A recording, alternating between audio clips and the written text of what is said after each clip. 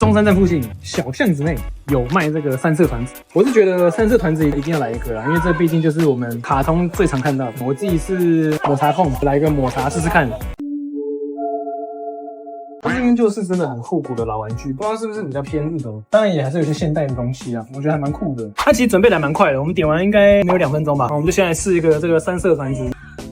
它其实不粘牙，它这个里面好像有做它的一些基本调味，我觉得还不错啊。它是有什么口味吗？不同。它是樱花、盐味、艾叶。因为我觉得盐味很好吃因为盐味不会死甜，然后它会有一种米香，还蛮重的。我觉得应该要配上茶，应该要配茶，因为它吃到第3个的时候，甜腻感会有一点点。我之前东京雷门的时候，它那边也有卖类似这个团子，可是我那时候在日本当地吃的时候，是觉得真的偏甜。它的抹茶这个团子，它的口感确实偏扎实，再配一口茶喝下去的时候，应该是一种通体舒畅的爽感。既然你都已经讲成这样了，人家会搭茶一定有原因的，你就直接试。我们真的受不了，我就是直接再吃一颗配热茶看。日本的配哈。